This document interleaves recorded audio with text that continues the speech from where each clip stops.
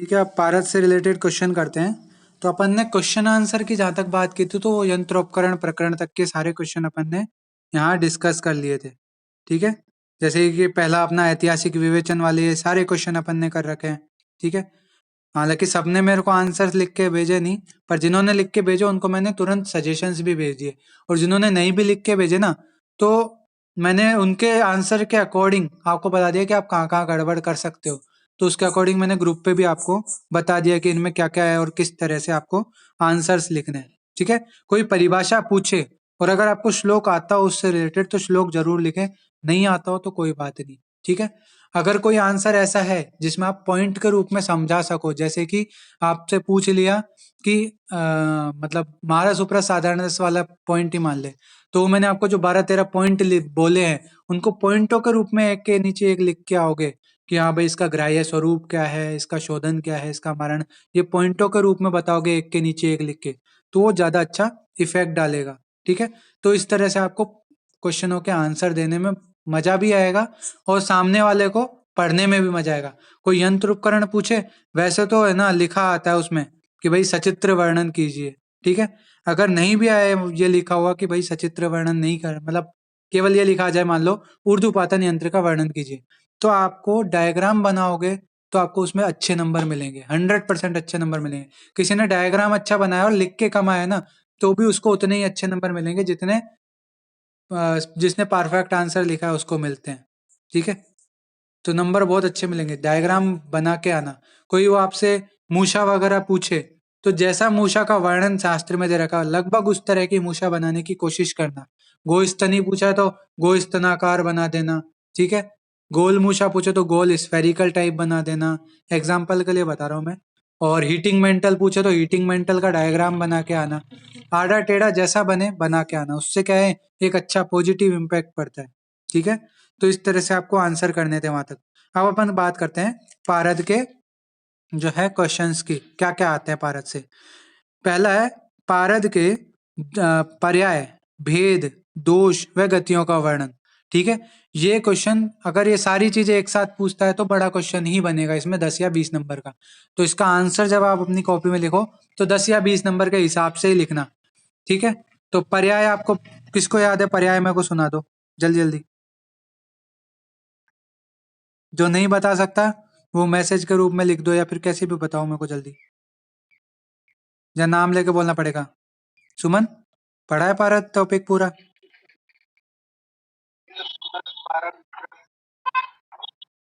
ठीक है, 5 तो ये तो वेद भी हो गए, उसके अलावा रसराज हो गया। ठीक है, शिववीर्य हो गया, ये सारे पर्याय हैं इसके।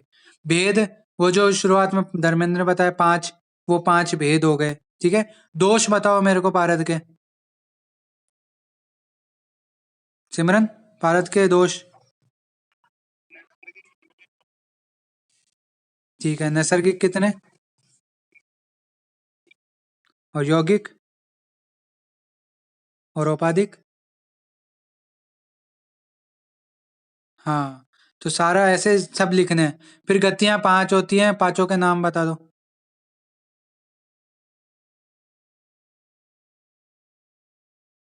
जल गति, अंश गति, जीव गति, ये थी ना, तो ये गतियां।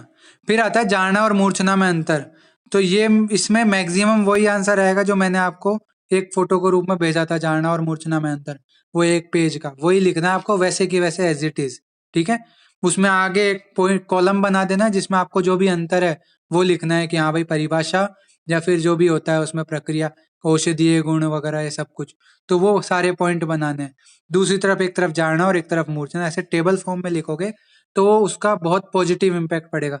और अगर आप किताब की तरह पहले जाना टॉपिक लिख दिया फिर मूर्छना टॉपिक लिख दिया तो नंबर तो मिलेंगे, नो डाउट, बट एक टेबल फॉर्म में लिखने में जितने अच्छे नंबर मिलते हैं ना, उससे कम ही मिलेंगे आप अगर एक निबंध के रूप में लिखोगे तो। ठीक है, तो इसमें वैसे तरीके से। फिर आता है पारद के दोष लिखकर पारद के शोधन प्रक्रिया का वर्णन करो।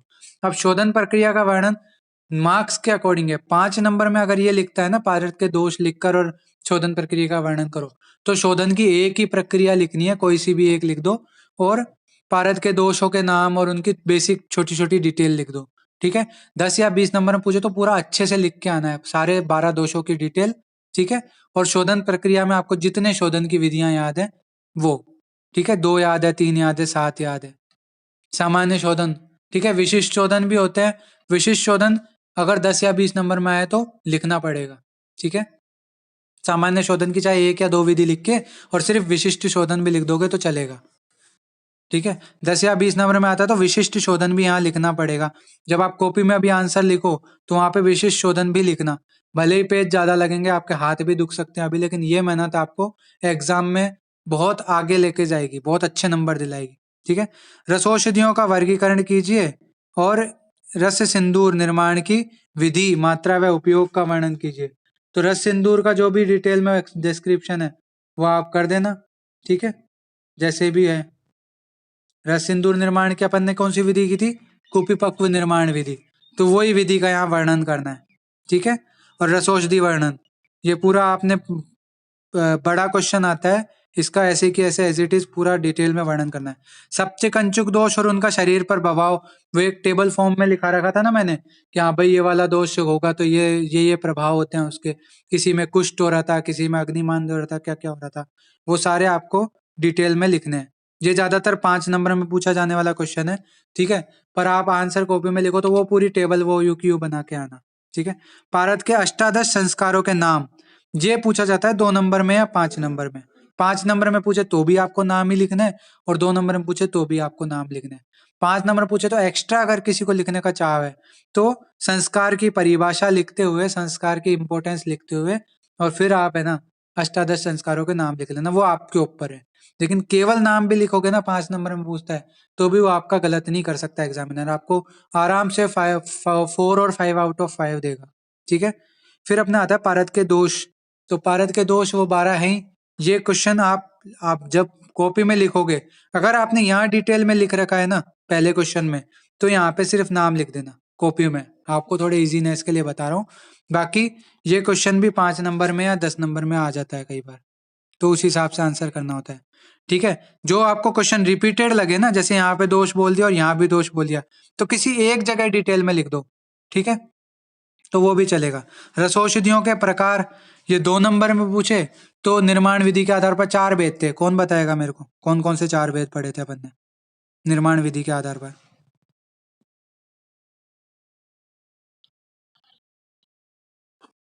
हम्म, वेरी गुड। खल्व, कुपीपक, पोटली व परपटी, यही 4 होते हैं, तो ये भी सही है, ठीक है। फिर अपन आगे बात करते हैं। अ, पार मतलब ये पारद का अध्ययपातन संस्कार लिखिए। तो अध्ययपातन की पूरी विधि लिख देनी है। अध्ययपातन तंत्र, जो यंत्र जो अपन ने पढ़ा था ना, बिल्कुल वैसे ही है। तो अध्ययपातन संस्कार लिख देना है, 5 नंबर में पूछा जाता है। केवल पातन संस्कार भी 5 नंबर में ही आता है जनरली, जिसमें आपको ऊर्ध्व अधः तिर्यक तीनों लिखने होते हैं। डायग्राम जरूर बनाना पातन यंत्र का, ठीक है, तो वो इंपॉर्टेंट है यहाँ पे। ऐसे क्वेश्चंस में डायग्राम बनाने से केवल उस क्वेश्चन पे अच्छा इम्पैक्ट नहीं पड़ता, आगे जब वो कॉपी चेक करता है ना तो वो अच्छे मन से चेक करता है, वो अच्छे नंबर ही देता है। कहीं आपकी थोड़ी मिस्टेक भी रही होगी ना, फिर वो आपको जो है इग्नोर कर देता है उन मिस्टेक्स को और अच्छे नंबर देता है। हेमगर्भ पोटली रस, हेमगर्भ पोटली मैंने आपको बताई थी कैसे बनानी है, ठीक है। तो वो पोटली अगर ये 10 नंबर में पूछे निर्माण एवं उपयोग, तो पहले पोटली कल्पना बतानी है और फिर उसके बाद हेमगर्भ पोटली का वर्णन करना है, ठीक है। समझ में आया? अगर 10 नंबर में पूछे तो पहले पोटली कल्पना क्या होती है वो लिखनी है और फिर उसके बाद हेमगर्भ पोटली का वर्णन करना है। और अगर 5 नंबर में आए तो सीधे हेमगर्भ पोटली स्टार्ट कर सकते हो। भारत का मूर्छन संस्कार पर टिप्पणी लिखिए। ये जनरली 5 या 10 नंबर में क्वेश्चन आता है, ठीक है। तो 5 नंबर में आता है तो एक पेज का ही है, इसका आंसर सफिशियंट है।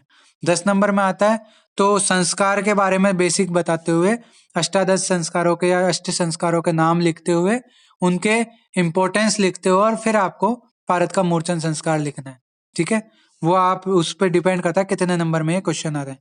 श्वेत परपटी के घटक द्रव्य 2 नंबर का क्वेश्चन है, केवल घटक द्रव्य लिखने हैं। अच्छा मेरे को बताओ श्वेत परपटी के घटक द्रव्य कौन कौन से हैं?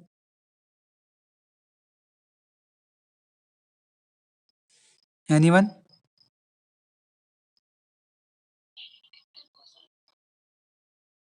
नौशादर, कलमी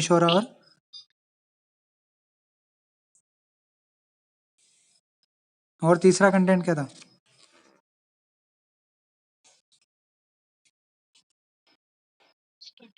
स्फटिका, वेरी गुड। और उनका रेशियो भी याद रखना, 1 kg क्या लिया था उसमें, कलमी शोरा, फिर नौसादर लिया था, फिर स्फटिका ली थी। तो वो कंटेंट भी आपको याद होना चाहिए कितनी मात्रा में लिया है, ठीक है। फिर आता है अपना पारद का ग्राह्य स्वरूप, कौन सा पारद जो है ग्रहण का औषधि पर्पज के लिए यूज किया जाता है, ठीक है।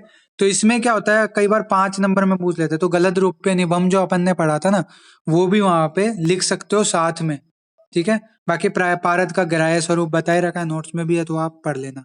फिर आता है पारद के सामान्य एवं विशिष्ट शोधन प्रक्रिया, ये 10 नंबर में पूछा जाता है। तो सामान्य शोधन की 5-7 विधियां थी, जितनी आपको याद आए उतनी लिख देनी, और विशिष्ट शोधन की जो मैंने आपको ट्रिक भी बताई थी, वो सारे क्रम से याद होंगे, तो आप फटाफट फटाफट लिखते जाओगे। विधि सेम थी, षोडशांश मात्रा में द्रव्य लिया था, और वो कांजी में स्वेदन वगैरह जो जो भी थी विधि, वो सारी आपको यू की यू लिखनी है, ठीक है। केवल द्रव्य बदले थे, विधि सबकी सेम थी। विशिष्ट शोधन की बात कर रहा हूं मैं। सामान्य शोधन में लहसुन वाली विधि या कोई और विधि जो भी थी, वो सारी आपको लिखनी होगी। फिर रस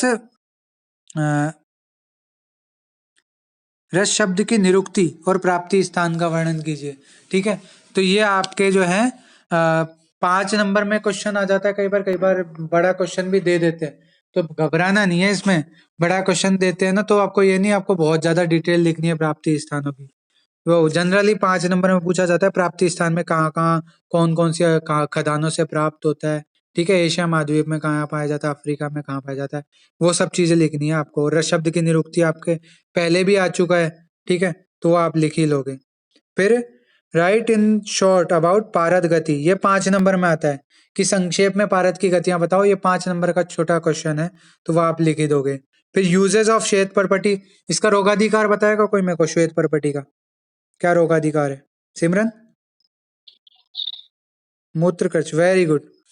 तो मूत्रकृच रोग में जो है इसका उपयोग किया जाता है। हिंगुलोत्त पारद निर्माण 5 नंबर में पूछ लेता है, हिंगुल से पारद कैसे निष्कासन करते हैं, ठीक है। रस सिंदूर निर्माण, ये भी 5 या 10 नंबर में पूछा जाता है, वो आप लिख लोगे। जनरली ये अकेला क्वेश्चन अगर आते हैं ना, तो 5 नंबर में ही आएंगे। क्यों? 10 नंबर में जब आएंगे तो सीधे पूछेंगे कि रस औषधियों के प्रकार लिखते हुए और रस सिंदूर का डिटेल में वर्णन कीजिए, ठीक है। ऐसे करके क्वेश्चन 2-3 क्वेश्चन मिक्स करके पूछेंगे, अगर क्वेश्चन आता है ना इस तरह का, बड़ा क्वेश्चन के रूप में आता है ये। और अगर नहीं तो 5 नंबर में डायरेक्ट बोलेंगे रस सिंदूर निर्माण बताओ। मारण व मूर्छन में अंतर, ठीक है। मारण मतलब भस्मीकरण, और मूर्छन में अंतर जो है उसमें आप लिख ही लोगे कि मारण की डेफिनेशन वगैरह का जो डिफरेंस है। फिर पारद पे क्या इफेक्ट पड़ता है उसका, मारण का क्या प्रभाव पड़ता है, मूर्छन का क्या प्रभाव पड़ता है, ये सब चीजें। शोधन और संस्कार में अंतर, वो अपन ने पढ़ाई था। शोधन क्या करता है, सिर्फ दोषों को दूर करता है, जबकि संस्कार क्या है, संस्कारों ही गुणांतर्धान है, गुणों का अंतर्धान करता है। तो ये सब जो अंतर है आप लिख सकते हो। ये जनरली 5 नंबर के क्वेश्चन है, 5 नंबर से ज्यादा बड़े पूछे नहीं जाते हैं, ठीक है। तो उस हिसाब से आप आंसर लिख लेना। फिर आता है मूर्छना व जारणा में अंतर, ये पहले भी अपन बात करते थे, कर चुके, जारणा व मूर्छना में अंतर, ठीक है। तो वही बात है, मूर्छना और जारणा का जो टेबल मैंने आपको बताई थी, वो टेबल ही आपको लिखनी है। अब आता है अगला क्वेश्चन, पारद बंध पर टिप्पणी कीजिए, ठीक है। टिप्पणी वाला अगर क्वेश्चन आता तो मिनिमम 10 या 20 नंबर का आएगा, ठीक है। ये क्वेश्चन इन जनरल बहुत कम देखने को मिलता है, पारद बंध का क्वेश्चन। राजस्थान आयुर्वेद यूनिवर्सिटी में तो अब तक केवल नाम आए हैं पारद बंधों के, उनकी डिटेल कभी नहीं पूछी गई है, ठीक है। पर आ सकता है, इसलिए अपन को पढ़ के रखना है, ठीक है। पढ़ के रखना, ज्यादातर में क्या है, इजी है समझना, ठीक है। जैसे हट बंध में अशुद्ध पारद का किया था, क्रियाहीन बंध में शुद्ध पारद और अशुद्ध धातुओं को मिक्स करके जो बंधन किया था वो, ठीक है। और उसके अलावा वो मतलब तरुण बाल, युवा, वृद्ध जो बंदे थे, उनमें वो अभ्रक और पारद का रेशियो याद करना है। तो कुछ तो आपको ऐसे ही सीधे सीधे याद हो जाएंगे, कुछ के लिए आपको थोड़ा पढ़ना पड़ेगा, तो वो आप पढ़ पढ़ा के जो है पूरा आंसर ढंग से लिखना, ठीक है। नोट्स में बहुत अच्छे से दे रखा, उतना मोर देन सफिशियंट है पारद बंद के बारे में, वही आपको लिखना है, ठीक है। फिर आता है खरलीय रस पर विस्तार से लेख लिखिए। तो खरलीय कल्पना, अब चूंकि लेख मांगा है तो ये 10 या 20 नंबर का क्वेश्चन होगा, तो इसमें पहले पारद की रसौषधियों के प्रकार से ये क्वेश्चन स्टार्ट करना है कि 4 प्रकार की कल्पना होती है, उनमें खलवीय कल्पना जो है सबसे महत्वपूर्ण होती है, सबसे ज्यादा भारत के योग इसी कल्पना के अंतर्गत आते हैं। इसमें अग्नि का प्रयोग हम नहीं करते हैं। फिर उसके बाद खलवीय कल्पना में औषधियां कैसे तैयार होती है वो लिख लेना, ठीक है, कि जो काष्ठ औषधियां उनके अलग अलग चूर्ण बनाते हैं। पारद का अगर गंधक के साथ प्रयोग करें तो कज्जली रूप में प्रयोग करते हैं। और इसमें क्या बोलते हैं, सैगंध और निर्गंध 2 प्रकार की होती है, ठीक है, खलवी यंत्र में बनाई जाती है। ये सब बातें आपको लिखनी है। फिर इसके कुछ एग्जाम्पल लिख लेना, जैसे त्रिभुवन कीर्ति रस, आनंद भैरव रस, जो आपको लिखना है, ठीक है, बाल सुधा रस, ये सब आ जाएंगे, ठीक है। इस प्रकार से खड़लीय रस पर विस्तार से अपन वर्णन कर लेंगे। फिर लास्ट में कज्जली निर्माण लिखिए, 5 नंबर का क्वेश्चन है। कज्जली की परिभाषा जो है वो आप लिख सकते हो इसमें, ठीक है। निर्माण विधि में क्या है, कुछ नहीं है, परिभाषा ही निर्माण विधि है इसकी। क्या करते हैं, पारद और गंधक लेते हैं एक रेशियो में, उनको मिक्स करते हैं, फिर उसको क्या करते हैं, घोटते जाते हैं। कब तक घोटते जाते हैं, जब तक कि वो कज्जली के अभाव वाला काले रंग का प्राप्त नहीं हो जाता, तब तक उसको घोटते जाते हैं, ठीक है। फिर उसको चेक कैसे करते हैं, तो 2-3 मेथड है। एक, नॉर्मली देखने पर, रोशनी करने पर टॉर्च से, तो उसमें कोई चमकीला कण नहीं दिखना चाहिए पारद का। दूसरा, थोड़ा सा हथेली पे कज्जली रखते हैं, उसमें अपने अंगुली पानी में डिप की हुई अंगुली को लगाकर और थोड़ा सा हाथ पे घिस के देखते हैं और फिर सूखने देते हैं। सूखने के बाद अगर कुछ चमकीले चमकीले कण दिखाई दे रहे हैं तो मतलब वो कज्जली तैयार नहीं हुई है। तो ऐसे करके जो है कज्जली के थोड़ी परीक्षाएं भी लिख देना, अगर 5 नंबर में आए तो ये 2-3। तो इस तरह से अपना कज्जली निर्माण भी कंप्लीट हो जाता है। ये भारत से रिलेटेड जनरली जो क्वेश्चन पूछे जाते हैं मैंने आपको बता दिए। इनको भी आप कॉपी में नोट कर लीजिएगा, और जितना जल्दी हो सके उतना जल्दी अगर आप लिख के आंसर भेज दोगे तो जो भी करेक्शन होगा मैं आपको बता दूंगा। आंसर बड़े क्वेश्चन के अकॉर्डिंग ही लिखना, ताकि छोटा करना आसान है, बड़ा करना बहुत मुश्किल होता है। पहले से आप बड़े की प्रैक्टिस करके रखोगे ना, तो छोटे आंसर तो आसानी से हो जाएंगे, आपको कोई दिक्कत ही नहीं आएगी। दूसरी बात, चैप्टर पूरा रिवाइज हो जाएगा आंसर लिखने में। 1 बार, 2 बार, 3 बार, जितनी बार आएंगे उतना उतना अच्छी तरह से रिवीजन होता जाएगा। तो इस तरह से पारद वाले टॉपिक के ये अपने क्वेश्चन हो गए। फिर एक जो मैंने टॉपिक पढ़ा था आपको, जीएमपी वाला, और क्या बोलते हैं जो क्वालिटी कंट्रोल वाला। तो इसमें है पहला, 2 नंबर में पूछ लेते हैं जीएमपी की फुल फॉर्म। अच्छा, कि कोई बताएगा जीएमपी की फुल फॉर्म?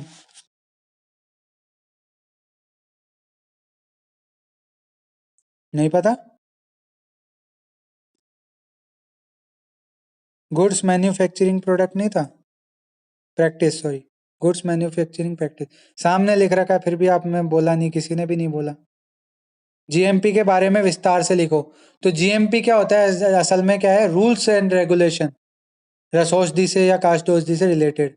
तो उनके बारे में बताना है कि हाँ इसमें ये नियम होते हैं, आशा वरिष्ठ बनाने में इतने परसेंट, जैसे अल्कोहल का ये नियम हो गया, ठीक है, संग्रह से रिलेटेड नियम, ये सब जो है इसमें चीजें आती है। फिर ये जो औषधि कलेक्शन कहाँ से करना है, उसको स्टोर कैसे करना है, ठीक है, उसके बाद पैकेजिंग कैसे करनी है, पैकेजिंग करते समय उस पैकेट पे क्या क्या डिटेल्स लिखनी है, ठीक है, और क्या स्टैंडर्ड होना चाहिए रस औषधियों का, कौन कौन सी परीक्षाएं पास होनी चाहिए। तो ये सब चीजें जीएमपी के अंदर आप लिख सकते हो। फार्मेको विजिलेंस आपका पेपर सेकंड में है, ये मैं आपको पढ़ाऊंगा, तब आपको इसके बारे में डिटेल से बता दूंगा। ड्रग एंड कॉस्मेटिक एक्ट, ये भी आपका सेकंड पार्ट में ही आएगा, तो अपन इसकी डिटेल में बात कर लेंगे। क्वालिटी कंट्रोल की बात करें तो उसमें जो आपकी वो परीक्षाएं थी ना विभिन्न प्रकार की, वो सारी आ जाएंगी। जैसे कि भस्मों की जितनी भी परीक्षाएं थी वो आ जाएंगी, और मॉडर्न जो परीक्षाएं अपन ने पढ़ी थी अलग अलग, वो सारी आ जाएंगी, ठीक है। ये मानकीकरण और ये दोनों सेम से ही क्वेश्चन है, दोनों में सेम से आंसर बनेंगे। तो आप दोनों को और लगा के और है ना एक ही बार में उनके आंसर लिख देना पूरे। जो भी कल्पना जो अपन ने परीक्षाएं सारी पढ़ी है ना, वो सारी लिखनी होगी इसमें, ठीक है। बेनिफिट्स ऑफ क्वालिटी कंट्रोल, अब चीज अपन क्वालिटी प्रोडक्ट देंगे उसके क्या क्या फायदे हो सकते हैं भाई। लोगों को सही चीज प्रोवाइड होगी, और ज्यादा से ज्यादा रोगों पे अच्छे से काम करेगी दवाइयाँ, ठीक है, और दवाइयाँ अधिक समय तक सुरक्षित रहेंगी। ये सब चीजें जो हैं क्वालिटी कंट्रोल के बेनिफिट्स हैं, तो वही आएगा यहाँ पे। भस्मों की परीक्षाएं, ठीक है, तो वो आयुर्वेद वाली जितनी परीक्षाएं वो सारी लिखनी है आपको। निरुक्त हो गई, वारितर हो गई, रेखापूर्ण हो गई, ठीक है। तो ये सारी जितनी भी परीक्षाएं हैं वो सब इसके अंदर आ जाएंगी, ठीक है। तो इस प्रकार से हमारे आज के सारे क्वेश्चन आंसर का पूरा हो चुका है। अब अपन कल से एक बार महारस उपरस साधारण रस के क्वेश्चन और देख लेंगे, ठीक है। उसके बाद आपको जो है धातु प्रकरण जो है अपन स्टार्ट करेंगे। धातु प्रकरण और रत्न प्रकरण, ये दो इंपॉर्टेंट चीज है। इनसे 2-2 नंबर के और 5-5 नंबर के काफी क्वेश्चन बनते हैं। जैसे कि धातु और ग्रहों में संबंध पूछ लिया है, रत्न और ग्रहों में संबंध, ये एक इंपॉर्टेंट क्वेश्चन है जो पूछ लेते हैं 2 या 5 नंबर में। शोधन, मारण, अमृतीकरण और सत्वपातन, ये तो है ही। ग्राह्य अग्राह्यता के लक्षण है, ठीक है, ये बहुत ज्यादा पूछे जाते हैं। और जो अपने मिश्र लोह है उनके कंटेंट 2 नंबर पूछ लेते, कांस्य किसका है, ठीक है, ये सब। फिर रत्नों के सामान्य शोधन पूछ लिया, पिष्टि निर्माण पूछ ली रत्नों की, तो ये सब चीजें जो है आ जाती हैं, ठीक है। तो इसलिए इम्पोर्टेंट है टॉपिक आने वाले, और ये थोड़ा टाइम भी ले सकते हैं। तो इस मंथ के एंड तक तो शायद अपना रसशास्त्र पूरा हो नहीं हो, लेकिन करीब जरूर पहुंच जाएंगे एंड के, ठीक है। कोशिश करेंगे इस मंथ के एंड तक आपकी रसशास्त्र पूरी हो जाए, ताकि नेक्स्ट मंथ से अपन वैशज्य कल्पना स्टार्ट कर सकें। जितना टाइम से चलेंगे उतना अच्छा रहेगा, ठीक है। तो मिलते हैं कल की क्लास में। कल अपन जो है महारत सुप्रस्थ साधारण रस के क्वेश्चन आंसर करेंगे। और हाँ, पढ़ के आना, मैं क्वेश्चन आंसर पूछूंगा, अगर आप आंसर करोगे तो मुझे भी अच्छा लगेगा और आपको भी कॉन्फिडेंस आएगा पेपर में, ठीक है। तो मिलते हैं कल, अभी के लिए क्लास एंड करते हैं।